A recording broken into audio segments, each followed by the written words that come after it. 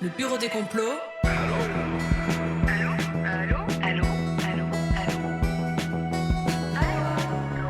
Une question sur les conspirations. On vous répond en toute décontraction.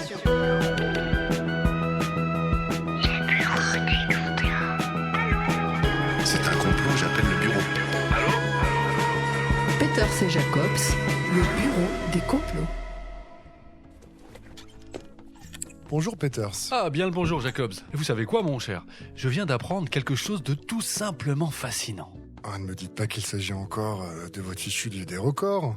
Je ne comprends toujours pas ce que ça vient chatouiller chez vous. Enfin bref, qu'avez-vous trouvé de génial là-dedans cette fois ? Un de nos compatriotes, que je salue pour sa bravoure et son abnégation, est détenteur du record du temps passé assis sur des toilettes. Oh non, vous touchez le fond là, Peters. Allez, faites-moi plaisir. Combien de temps il a tenu à votre avis ? Je ne sais pas, 30 heures ? J'en étais sûr, vous êtes loin du compte. C'est 138 heures et 30 minutes son record, l'équivalent d'un peu moins de 6 jours complets sur les toilettes. C'est fascinant, non ? Comme vous dites, autant vous m'étonnez par votre capacité d'analyse, mais parfois, je vous le dis, Peters, vous me surprenez par la vacuité de vos conversations. Oh, et vous savez quoi ? Il n'est pas prêt d'être détrôné. Toilette, trône, vous suivez ? Oui, je suis, mais enfin, si vous ajoutez des jeux de mots douteux, c'est au-dessus de mes forces. S'il vous plaît, chers collègues, reprenez-vous un peu de sérieux et écoutons plutôt notre répondeur, si vous le voulez bien. Vous avez raison, c'est l'heure de se remettre en selle. Et vous continuez ? Non, là, pardon, c'était involontaire. Bon, bref, je lance le répondeur. Vous avez un nouveau message. Oui, ça enregistre là ? C'est bien le répondeur du bureau des complots ? Tout d'abord, merci pour votre travail. Je vous écoute tous les jours et grâce à vous, je commence à avoir moins peur de toutes ces bêtises que je peux voir sur les réseaux sociaux. Mais voilà, mon mari, Nicolas, il a vu un ovni dans le ciel un soir et personne ne veut le croire, il n'ose plus en parler. Je me demandais si vous pouviez nous en dire plus sur les soucoupes volantes. Nicolas, il y croit. Il a acheté une lunette astronomique pour voir s'il y a des bases sur la Lune. Il m'inquiète un peu, je dois dire. Merci de faire quelque chose pour nous. Au revoir. Ah oui, et c'était Sophie de Molenbeek. Eh ben, il en a de la chance, son mari, d'avoir vu un ovni. Vous savez que c'est mon rêve. Oui, enfin, visiblement, tout ça a l'air surtout d'inquiéter Sophie. Faut dire que l'idée d'une colonisation secrète de notre planète par des êtres venus d'ailleurs, eh bien, elle est très vivace sur les réseaux. À qui le dites-vous ? Je suis ça de très près. L'hypothèse extraterrestre est une théorie à la fois rassurante, car on ne serait pas seul dans l'univers, mais aussi angoissante, car il y a tellement de mystères autour des ovnis qu'on a l'impression que les gouvernements nous cachent la vérité. Oui, je pense que c'est bien le sens du message que nous a laissé notre auditrice. Alors, par quoi commençons-nous ? Eh bien, je ne sais pas, c'est un vaste sujet. Les observations d'ovnis existent, ça c'est indéniable. Des témoins affirment avoir vu des objets volants non identifiés, fréquemment et partout dans le monde. La vraie question, c'est de savoir si ce sont des engins spatiaux d'origine extraterrestre qui viennent nous rendre visite ou pas. Oui, c'est là que le doute réside, car si une explication rationnelle est souvent apportée aux observations, il resterait énormément de phénomènes mystérieux et donc non élucidés. Les observations précises, voire inquiétantes, se comptent par milliers. Alors, commençons peut-être par remonter au premier témoignage concernant les ovnis. Le bureau des complots. Nous pourrions remonter à l'aube de l'histoire et chercher dans les écrits anciens des événements inexpliqués observés par nos lointains ancêtres. Mais la liste serait presque infinie. Entre les comètes et les météorites qui traversent régulièrement notre atmosphère, le ciel a toujours été le théâtre d'événements étranges. Alors peut-être, Peters, commençons directement au XXe siècle, quand la description des ovnis est devenue plus précise. Bonne idée. L'événement fondateur concernant les ovnis se situe durant la Seconde Guerre mondiale avec les Foo Fighters. Et si ce nom ne vous évoque que du rock américain, sachez que le groupe s'est justement inspiré de ces phénomènes étranges observés dans le ciel pendant la guerre. Les Foo Fighters, traduction les chasseurs fantômes, décrivent en fait des boules lumineuses observées par les aviateurs des deux camps durant le conflit mondial. À partir de 1942, de nombreux membres d'équipages britanniques, américains, mais aussi allemands ou japonais, affirment en effet avoir été escortés dans les airs par des sphères lumineuses lors de leur mission de combat. Des sphères qui se dirigeaient de manière, dit-on, intelligente. Plusieurs pilotes, pris de panique ou croyant avoir affaire à une technologie secrète ennemie, ont essayé d'abattre ces objets volants, mais sans succès.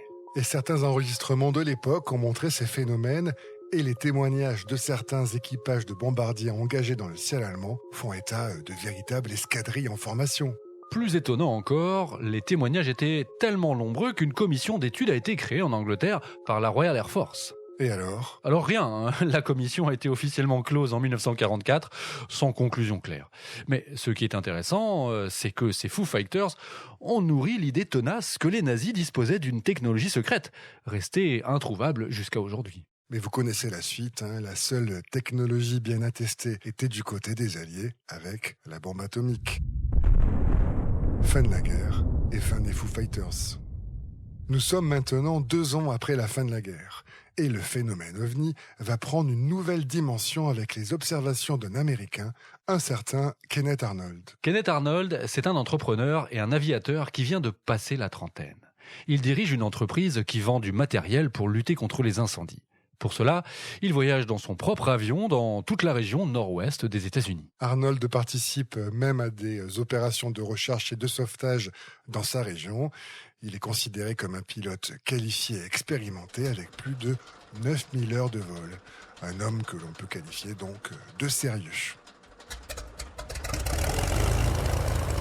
D'ailleurs, le voilà qui décolle avec son petit avion en cette belle journée du 24 juin 1947. Il est maintenant en altitude de croisière.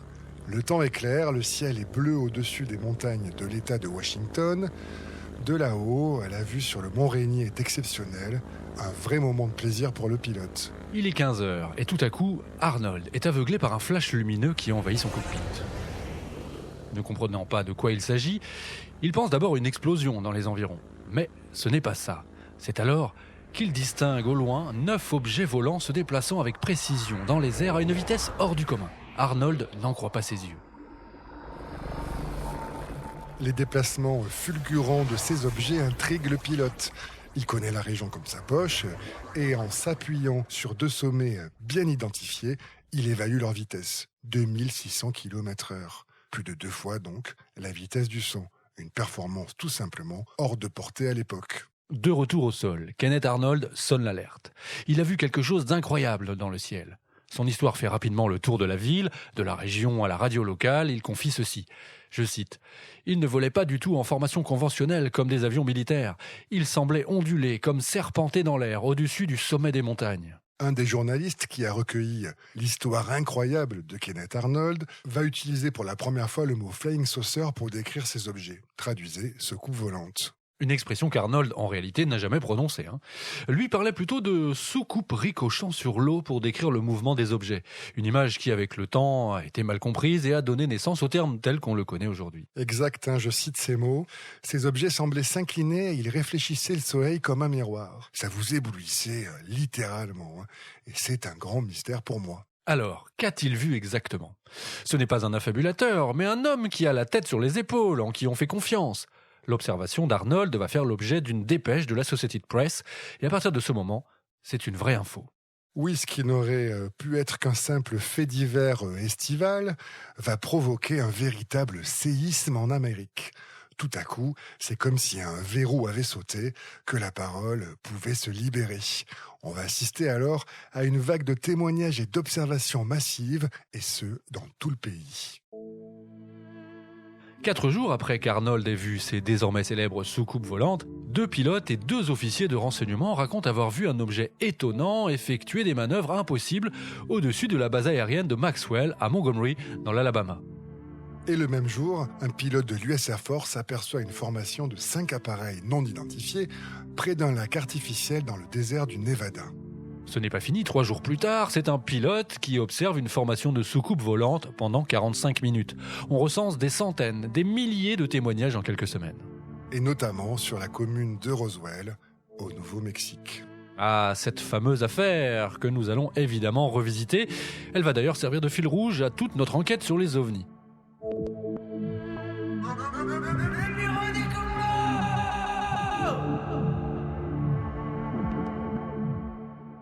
Alors, dans ce fameux épisode de Roswell, commenté, adapté en film, en série, fantasmé 1000 fois, tout commence dans un ranch, n'est-ce pas, Jacobs ?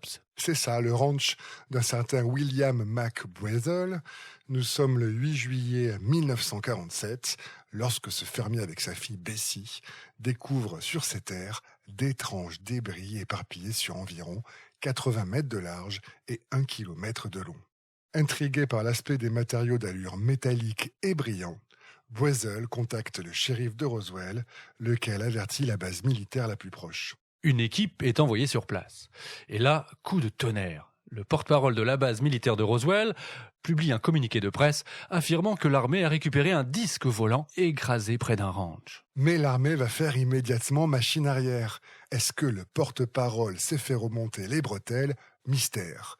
En tout cas, dès le lendemain, un rectificatif tombe. Ce n'était pas un disque volant, juste un banal ballon-sonde. Et l'affaire est enterrée pour 30 ans. Mais on y reviendra, parce que Roswell, ce n'est pas fini. Ce qui est intéressant, c'est que dès le départ, l'armée cafouille. Elle tergiverse, corrige, se contredit. On sent déjà qu'avec les ovnis, la communication va être tout sauf limpide. Exactement. Et pour le prouver, j'aimerais que l'on parle un instant de ce pilote de l'armée de l'air, le capitaine Thomas Mantell, qui se tue en poursuivant un ovni. Je pense que c'est une très bonne illustration de ce que vous venez de souligner, Peters. Le 7 janvier 1948, un objet volant est repéré par des civils dans le ciel du Kentucky. Alerté, le personnel de la base aérienne la plus proche procède à des observations et confirme rapidement la présence d'un objet volant non identifié. Le capitaine Mantell et 3 autres pilotes sont envoyés à sa poursuite pour l'intercepter. Les 4 avions arrivent sur zone et repèrent tout de suite l'OVNI. L'objet va très vite, se laisse rattraper puis repart. Ce petit jeu dure un moment et puis l'OVNI prend d'un coup beaucoup d'altitude. Trop pour les avions des militaires qui renoncent à le poursuivre. Sauf le capitaine Mantell, qui, au mépris du danger, ne lâche pas et suit le mystérieux aéronef dans les cieux. Il monte, il prend de l'altitude sans faiblir. Le pilote veut savoir ce qu'il a devant les yeux. Un courage qu'il va payer de sa vie. Après avoir signalé à la radio que l'objet semblait de grande dimension et métallique, la communication se coupe. Et on retrouve l'épave de l'avion du capitaine Mantell 145 km plus loin. Dans quelles circonstances est-il mort ? Cela reste une énigme. Enfin, pas pour tout le monde. L'US Air Force va affirmer que le pilote a confondu l'OVNI avec la planète Vénus, ce qui l'aurait amené à haute altitude où il aurait manqué d'oxygène. En tout cas, en réaction à ces événements et aux nombreux témoignages qui s'accumulent, les autorités américaines vont réagir. Une première commission d'enquête sur les ovnis est lancée à la fin de l'année 1947, le projet Sign. Cette commission est composée d'un militaire, d'un ingénieur et d'un expert en nucléaire et balistique. C'est historique car ces hommes vont quelques mois plus tard dans leur rapport et pour la première fois officiellement laisser la porte ouverte à l'hypothèse extraterrestre. Une conclusion qui, une fois de plus, ne plaît pas du tout à la hiérarchie. Résultat, le projet Sign est dissous dans la foulée et à la fin de l'année 1948, il est remplacé par le projet Grudge, dont la mission est limpide, enterrer l'hypothèse extraterrestre, tout nier en bloc. Le projet Grudge est lui aussi placé sous commandement militaire. Et cette fois, la ligne est claire. Chaque observation d'OVNI recevra son explication rationnelle, parfois un peu trop, comme avec le coup de la planète Vénus, quoi. Des explications qui, disons-le, peinent souvent à convaincre. Mais voilà, le ver est dans le fruit et le doute s'installe. Les autorités ont-elles vraiment volonté de faire toute la lumière sur les ovnis ? C'est ce que nous allons voir dans un instant. Une question sur les conspirations ? Le bureau des complots.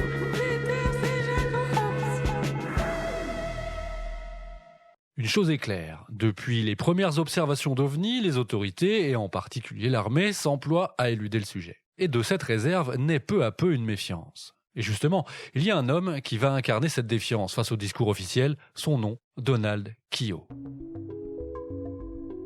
Donald Keough est né dans le Midwest américain à la toute fin du 19e siècle. Depuis son plus jeune âge, il suit l'évolution de l'aviation et ça le passionne. Très jeune, il devient pilote dans l'armée, l'un des moyens les plus rapides pour prendre les commandes d'un appareil. Mais tout ne va pas se passer comme prévu pour lui. Car lors d'une mission au-dessus des Philippines, il va avoir un accident, dont il sort miraculeusement vivant, mais blessé. Et il est contraint de quitter les Marines. Heureusement pour lui, il a eu le temps de se faire quelques relations dans le milieu de l'aéronautique. En 1927, il organise la tournée de Charles Lindbergh, le fameux aventurier aviateur connu pour avoir traversé l'Atlantique. Et Donald Keough écrit son premier livre relatant cette aventure. C'est un succès. Il prend goût à l'écriture et Kyo à l'imagination fertile. C'est ainsi qu'il travaille ensuite à la rédaction de récits fantastiques dans des magazines bon marché. L'un de ses employeurs va alors le mettre sur la piste des ovnis. Aviateur, ancien marine, Kyo a des contacts un peu partout. Ce réseau lui permet de mener ses investigations avec une redoutable efficacité et quand il boucle son enquête, il revient à la rédaction les bras chargés de témoignages pour le moins croustillants. L'article de Kyo est publié dans le numéro de janvier 1950 de la revue True, la vérité. Intitulé « Les soucoupes volantes sont réelles », il fait sensation. Il se dit à ce moment que l'article de Kyo est l'un des articles de magazine les plus lus et les plus discutés dans l'histoire. Kyo surfe sur ce succès et publie en 1950 un livre reprenant le même titre que son article, « Les soucoupes volantes existent », et cet ouvrage va se vendre à plus d'1 demi-million d'exemplaires. Alors Peters, quelle est donc sa thèse ? Attendez, alors j'ai évidemment le livre ici. Vous allez voir, c'est assez limpide, et ce dès les premières pages. Vous voulez que j'en lise un passage ? Eh bien, j'allais vous le demander, en effet. Alors, Donald Kyo écrit ceci.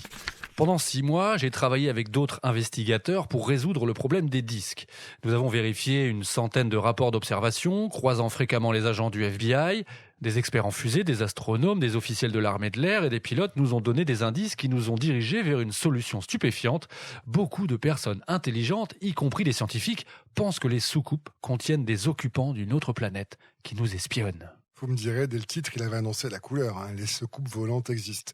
Enfin bon, ce récit est proprement stupéfiant et Kyo détaille beaucoup d'histoires au fil des pages et il conclut que l'armée de l'air sait que les soucoupes volantes observées ces dernières années sont bel et bien extraterrestres. Mais il affirme que les rapports ont été falsifiés pour éviter la panique publique. Dites donc Jacobs, voilà donc le début d'un complot.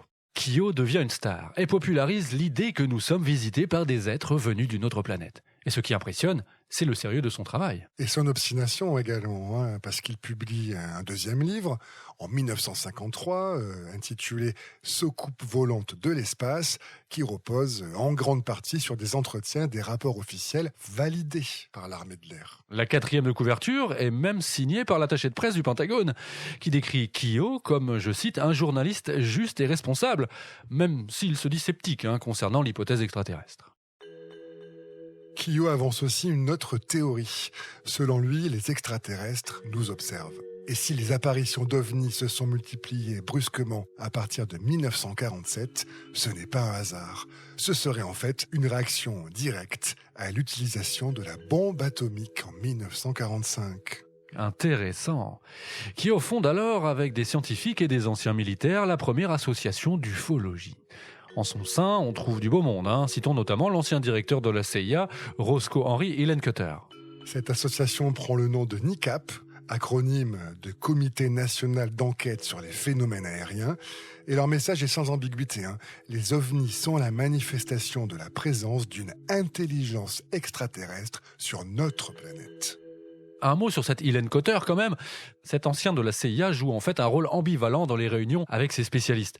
Il cherche à la fois à discréditer les cas d'atterrissage et de crash d'ovnis en estimant qu'il n'y a rien à creuser pour eux. Mais de l'autre, il encourage la collecte d'informations sur le sujet. Oui, ça serait une sorte de top. Grâce à lui, les observations recueillies à la source par le NICAP arrivent sans frais à la connaissance des services de renseignement américains avant même d'être rendues publiques. Car le NICAP de Donald Kyo communique beaucoup, notamment par son bulletin mensuel, The UFO Investigator, qui est distribué dans tous les États-Unis. Le NICAP va, grâce à lui, avoir des milliers de membres, 5 000 en 1957 et jusqu'à 14 000 dans les années 60. Ça en fait un des yeux levés vers le ciel à l'affût du moindre engin suspect. La visite extraterrestre, vous le comprenez, fascine et Hollywood s'en empare. En 1951 sort le premier film de science-fiction. Nous venons en émissaire de paix et de bonne volonté. Ce film, c'est Le jour où la Terre s'arrêta. Il raconte l'arrivée d'une soucoupe volante à Washington avec à son bord un extraterrestre accompagné d'un robot qui a un message à délivrer à l'humanité. Et c'est un bon résumé de ce qui gravite autour de l'imaginaire alien à l'époque. OVNI, mais aussi menace nucléaire. Exact, puisque l'extraterrestre livre ce message. Je suis venu vous donner ces informations, la façon dont vous dirigez votre planète ne nous regarde pas, mais si vous menacez d'étendre votre violence, votre terre sera réduite à un tas de cendres. Votre choix est simple, joignez-vous à nous et vivez en paix, ou continuez sur votre voie et exposez-vous à la destruction. Un film qui est passé à la postérité. Et bien entendu, en tout cas, à sa sortie, ce film cartonne. Le sujet des extraterrestres devient de plus en plus populaire. Avec en petite musique de fond quand même, l'idée que les gouvernements nous cachent la vérité. Surtout que les manifestations étranges ne s'arrêtent pas. Ah oui, et ce qui est curieux, c'est qu'elles arrivent par vagues, ces observations. En 1947, en 49, puis en 54, où là c'est dans le monde entier. Donc pas seulement aux États-Unis ? Et non, la vague de 54, elle va même être principalement chez nos voisins français. Durant 3 mois, en septembre, octobre et novembre 1954, on assiste à une vague de témoignages inédits en France, avec 2000 observations recensées par des spécialistes des ovnis. On parle de vols d'engins mystérieux, de témoignages d'atterrissage avec des traces au sol, 60 observations par jour. Des rencontres aussi, on décrit des humanoïdes de petite taille, de 1 mètre à 1 mètre 20, qui ressemblent parfois à des enfants sous des combinaisons de cellophane. Aucun témoignage ne parle en tout cas de comportements de nature hostile. Ces visiteurs de l'espace semblent plutôt bienveillants. C'est ça, ils viennent, ils repartent dans leur engin. Ils sont parfois nus, on les décrit aussi avec des grandes têtes et des gros yeux. Bref, l'image typique de l'alien qui est dans toutes les représentations depuis. On entend des civils, des pompiers, des gendarmes raconter ce qu'ils ont vu. Le phénomène touche tout le monde et la presse nationale consacre des articles à ces récits extraordinaires. Prenons à titre d'exemple l'étonnante histoire de Marius de Wilde. Lui, il n'est pas très loin de chez nous, puisqu'il habite à Valenciennes. Écoutez ce document d'époque. J'ai vu 2 hommes, je vous dis 2 êtres. Alors c'est là que je pensais... À quelle distance était-il de vous? À peu près, vous voyez, pour traverser le chemin, à peu près à 4 mètres. Sur ce chemin de terre, là? Sur ce chemin de terre, là. 4 mètres, oui. Oui, 4 mètres. Alors décrivez-les-nous, ces 2 hommes. Ces hommes, je les vois plutôt petits, à peu près 80 cm à 1 mètre. Formidable. Alors aussitôt, j'ai couru là, directement à l'endroit où était l'appareil. Ici, où nous devons découvrir les traces. Je vois qu'elles ont été entourées de blanc. Ça représente quoi? C'est le polygone de sustentation de l'appareil? Qu'est-ce que c'est? Moi, je ne ça, écoutez, rien. Ça, je pourrais rien vous dire. Comment est-elle partie? Ma soucoupe est partie à la verticale, peut-être 40 mètres. Et tout de suite, comme ça? Alors c'est là qu'elle a pris son aspect comme une boule de feu. Vous savez, je l'ai vu partir dans la direction de l'Est. Comprenez qu'au milieu des années 50, passer à la télévision ou à la radio, avoir son nom dans le journal national, ce n'est pas rien. Alors en plus, quand ce que vous racontez est aussi fascinant, eh bien, vous devenez le sujet de conversation au comptoir des bistrots. Marius de Wilde devient du jour au lendemain une vedette. Si au début il profite un peu de cette soudaine notoriété, cela ne va pas durer, car on le prend vite pour un affabulateur. Après avoir tendu l'oreille à son histoire, on commence à le ridiculiser. C'est terrible, mais c'est la descente aux enfers même. Il va perdre successivement son emploi, sa maison. Bref, il regrette d'avoir parlé et son sort va marquer les esprits. D'un coup, l'hypothèse de l'existence des extraterrestres est massivement rejetée.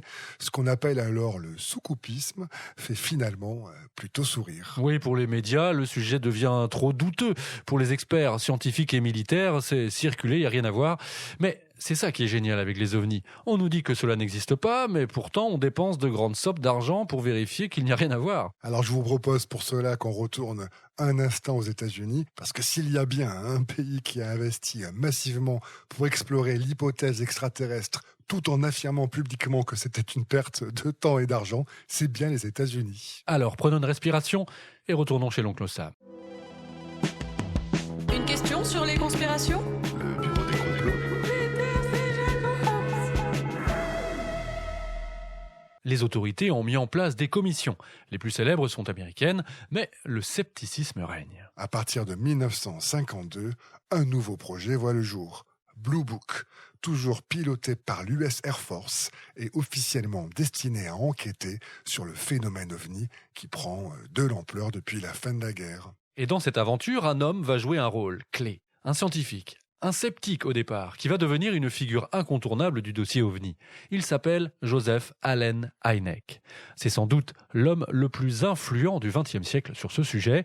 On peut même dire qu'il est le père fondateur de l'ufologie moderne. Alors, allons à sa rencontre. Allen Hynek est né en 1910 à Chicago.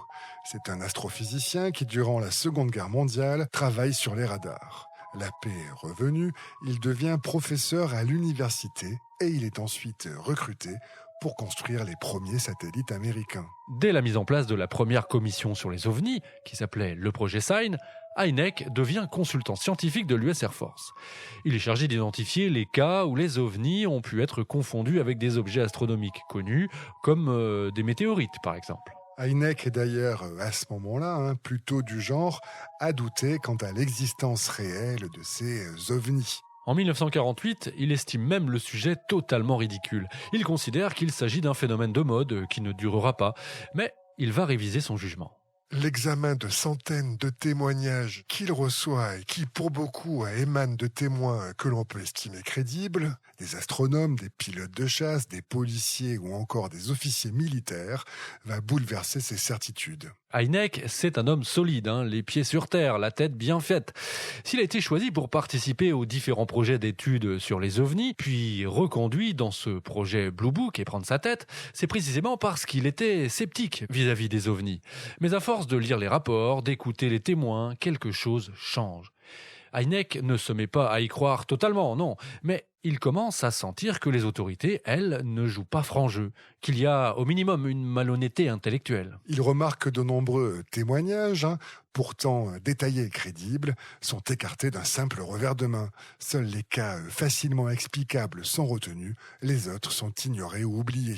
Il confie, je le cite, « La qualité des témoins a commencé à me troubler. Quelques cas ont par exemple été rapportés par des pilotes militaires, et c'est donc là que pour la première fois, j'ai pensé que peut-être il y avait quelque chose derrière tout cela. » Alors il prend une décision très importante. En parallèle de son travail au sein du projet Blue Book, dans le plus grand secret, il va participer au Collège Invisible. Il s'agit d'une association de scientifiques intrigués et convaincus de la réalité des ovnis qui décident de s'échanger des informations et de partager leurs réflexions. Ce collège invisible est un aréopage de scientifiques, d'anciens militaires comme le projet Blue Book. Sauf qu'ici, la grande différence, c'est qu'il s'agit d'un réseau international et surtout sans pression hiérarchique. C'est probablement ce qui séduit Hynek d'ailleurs. Pouvoir creuser le sujet, enfin, sans avoir à rendre de compte à l'armée. Et puis va s'en suivre la scission avec l'US Air Force. Et cela suite à une apparition d'ovnis pour le moins mystérieuse. C'est en mars 1966 que ça se passe. 40 personnes, dont 12 policiers, déclarent avoir vu un groupe d'ovnis se poser dans des marécages près d'Ann Arbor, dans le Michigan.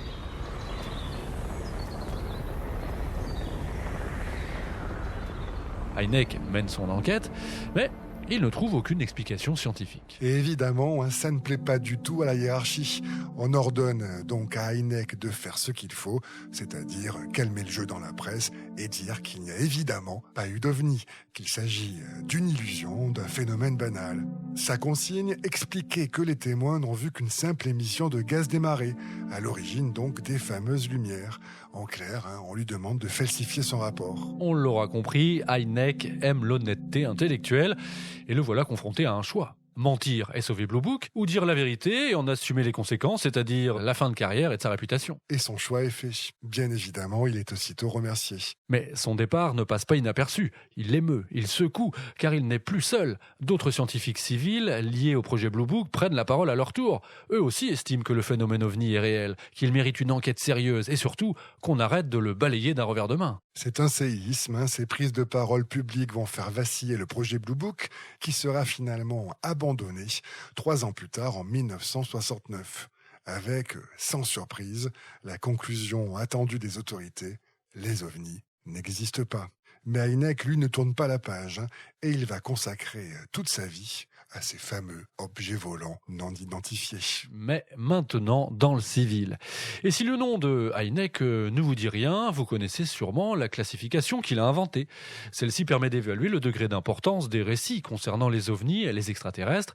Observation, contact visuel ou physique, Hynek appelle cela une rencontre. Et voici donc sa classification. Rencontre du premier type, le témoin voit un ovni, quel qu'il soit, à moins de 150 mètres. Rencontre du deuxième type, l'ovni laisse des preuves matérielles comme des traces au sol. Rencontre du troisième type, le témoin voit un ovni et ses occupants, ou seulement ses occupants. Il y a donc 3 types de rencontres selon Hynek, mais des spécialistes en ont plus tard ajouté d'autres. Oui, on parle d'un 4e type quand il y a enlèvement, d'un 5e type en cas de tentative de communication. Le 6e type, lui, désigne les cas mortels lorsqu'une personne aurait été tuée par un extraterrestre. Et il existe même une rencontre du 7e type, ça c'est lorsque cette rencontre prend une tournure sexuelle. Waouh! Ils pensent vraiment à tout, ces spécialistes des ovnis. La rencontre du 3e type, elle a bien sûr été rendue célèbre par l'un des plus fameux believers, c'est-à-dire quelqu'un qui croit que les extraterrestres existent vraiment, Steven Spielberg bien sûr.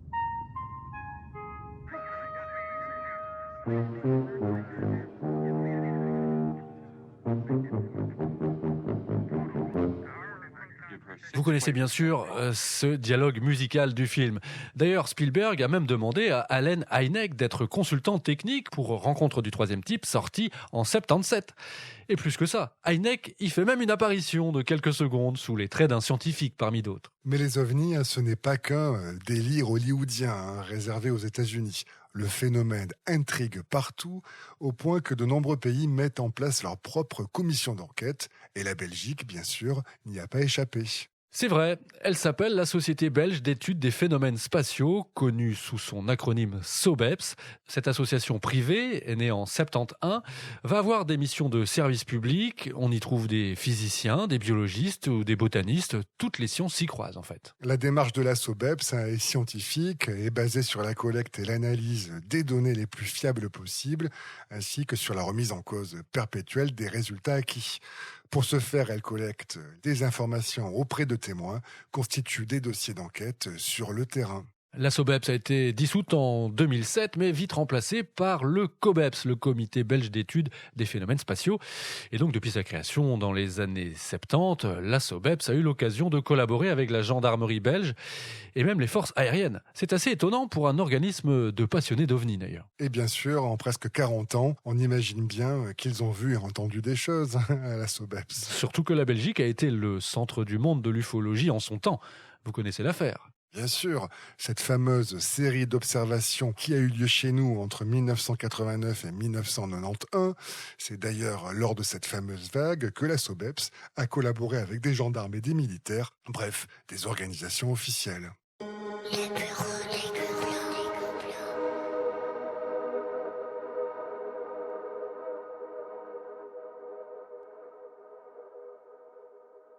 Jacobs, vous souvenez-vous de la nuit du 29 novembre 1989 ?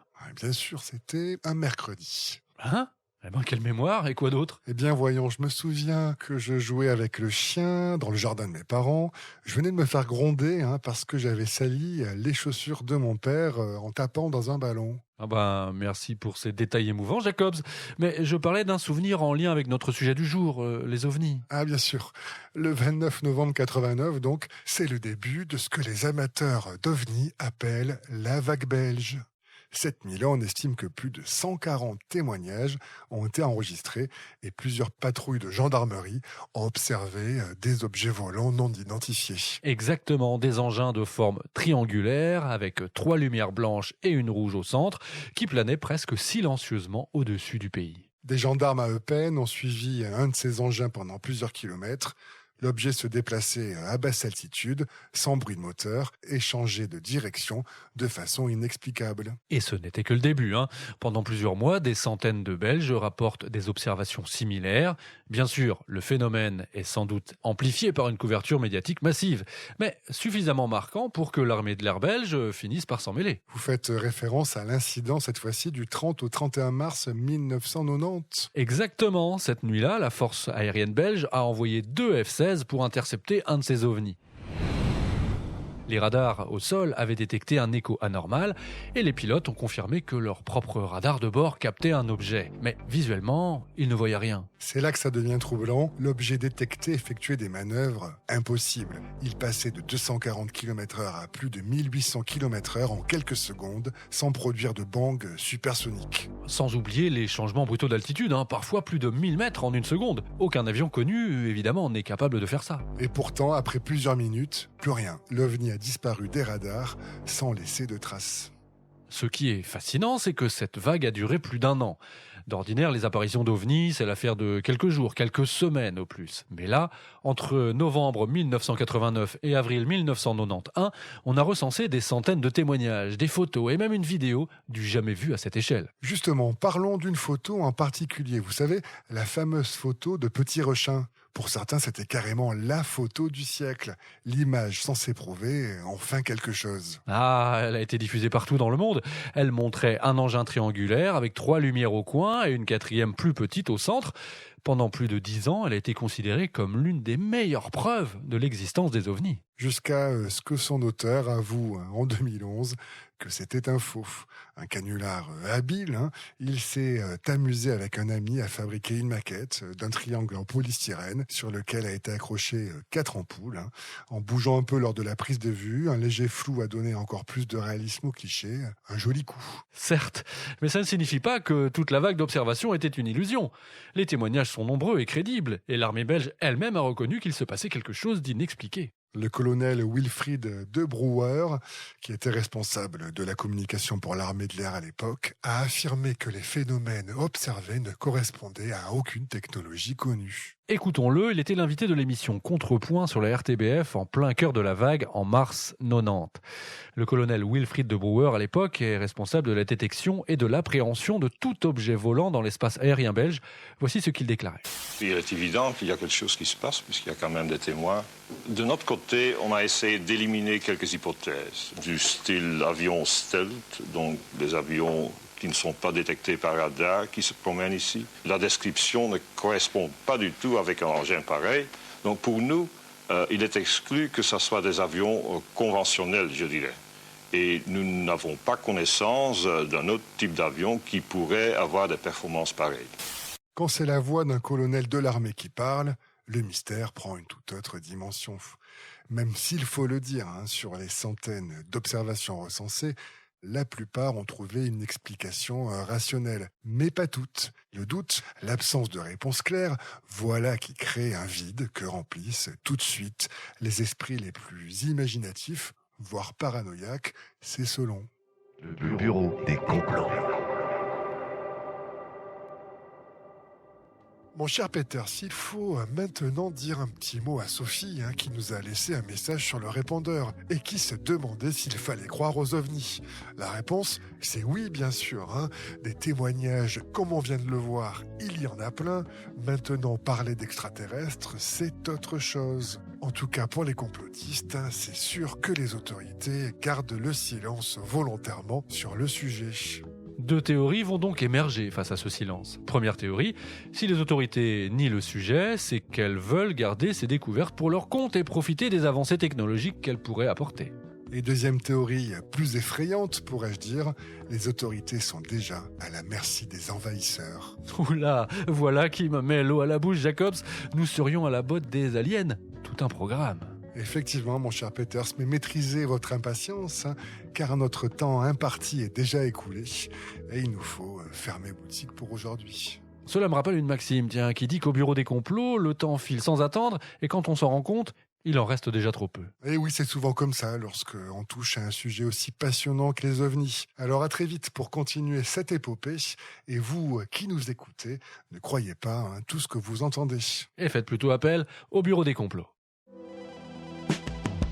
Ça, c'est vraiment le bureau des complots. Peters et Jacobs, à votre service.